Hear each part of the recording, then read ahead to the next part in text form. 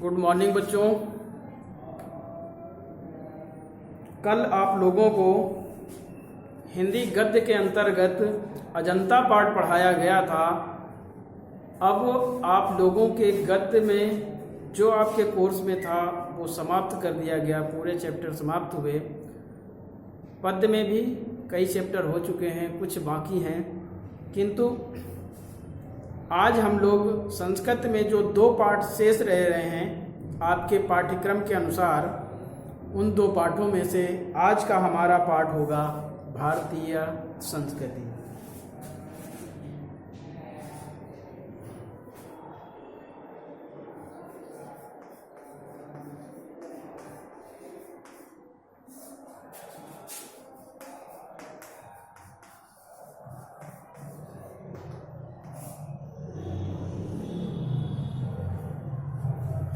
इससे पहले संस्कृत में आप लोगों ने वीरा वीरेण पूज्यते पाठ को पढ़ा था, नहीं, देशभक्ता चंद्रशेखरा पाठ को पढ़ा था। उसी के आगे हम लोग अपने पाठ्यक्रम के अनुसार भारतीय संस्कृति पाठ को पढ़ेंगे, जो हमने पाठ का नाम लिख दिया है। इसी के आगे अब पढ़ेंगे हम लोग। आइए देखते हैं क्या है भारतीय संस्कृति। हिंदी अर्थ क्या होगा इसका? भारतीय संस्कृति। क्या है भारत की संस्कृति? जो भारत की संस्कृति है उसके बारे में इस पाठ में बताया गया है। पैराग्राफ पर सीधे आ जाते हैं। संकेत,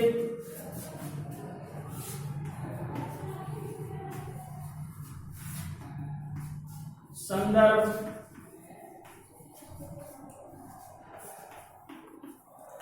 हिंदी अनुवाद।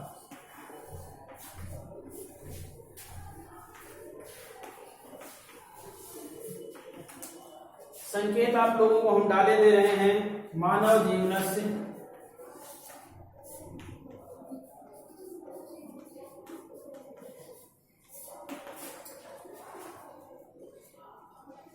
संस्कृते संदेशः।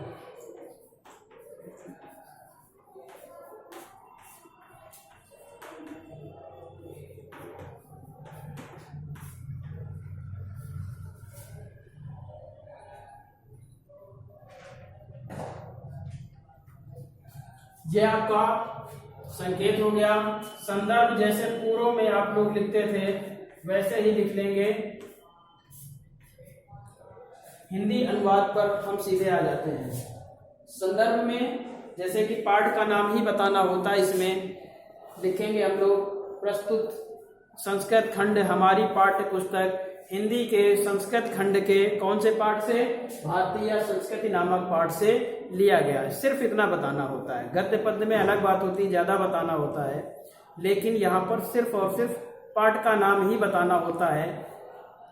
अब हम लोग सीधे हिंदी अनुवाद पर आ जाते हैं। आइए। मानव जीवन संस्करणम संस्कृति। मानव जीवन के जो संस्कार होते हैं उन्हें ही हम संस्कृति कहते हैं। क्या कहते हैं? मानव जीवन संस्करणम संस्कृति। संस्करणम संस्कार। हमारे जो संस्कार होते हैं, मानव जीवन के जो संस्कार होते हैं, वही संस्कृति कहलाते हैं। अस्माकम पूर्वजा, अस्माकम हमारे, पूर्वजा माने पूर्वज, हमारे पूर्वजों ने मानव जीवनम संस्कर्तुम महानतम प्रयत्नम अकुर्वन। हमारे पूर्वजों ने मानव जीवन के संस्करण हेतु क्या किए? महानतम प्रयत्न अकुर्वन। बहुत से महान प्रयत्न किए हैं। ते अस्माकम जीवनस्य संस्करणाय। उन्होंने हमारे जीवन के संस्करण हेतु आचारान विचारान च आदर्शयन तत्सर्वम अस्माकम संस्कृति। उन्होंने हमारे जीवन के संस्करण हेतु क्या किया? जो आचार और विचारों का प्रदर्शन किया, जो आचार और विचार दिखाए, तत्सर्वम वे सभी अस्माकम संस्कृति, वही सब हमारी संस्कृति हैं। बच्चों, सामने बुक रखकर ही पढ़ेंगे, ऐसे कुछ समझ में नहीं आएगा। इसलिए वीडियो देखते समय बुक को सामने रखेंगे, एक एक अक्षर का अर्थ आपको समझ में आ जाएगा।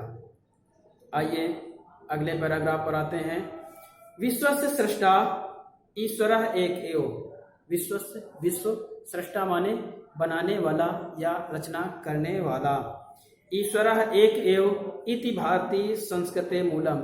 इस पाठ का बड़ा ही अच्छा क्वेश्चन है और कई बार पूछा गया है। क्वेश्चन बनता है भारतीय संस्कृते मूलम किमस्ति। क्या क्वेश्चन बनता है? भारतीय संस्कृते मूलम किमस्ति।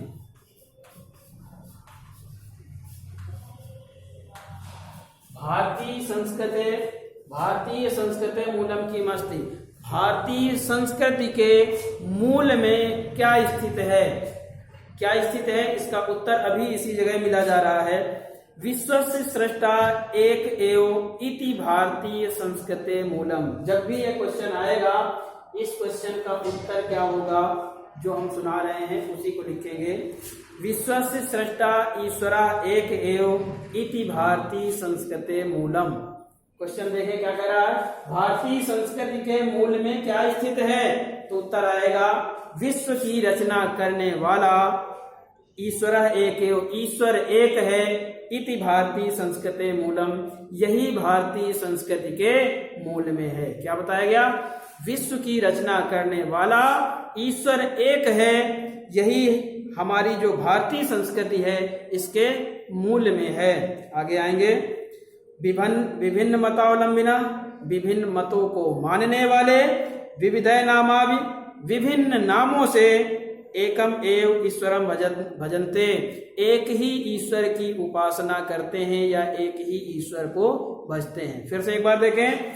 विभिन्न मतावलंबिना, विभिन्न मतों को या विभिन्न धर्मों को मानने वाले, विविधय नामाभि, विभिन्न नामों से, एकम एव ईश्वरे भजन्ते, एक ही ईश्वर को भजते हैं, एक ही ईश्वर को पूजते हैं।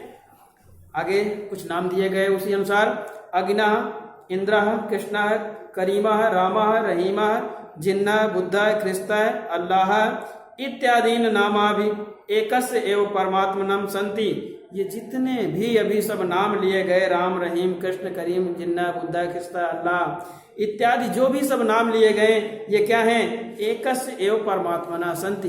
एक ही परमात्मा के सारे नाम हैं। ये हम अलग से अपने अपने धर्म के अनुसार हमने बताया था कि विश्व में जो भी है कोई ना कोई एक ईश्वरीय शक्ति है जो इस संसार को एक विधिवत सिस्टमेटिक तरीके से चला रही है।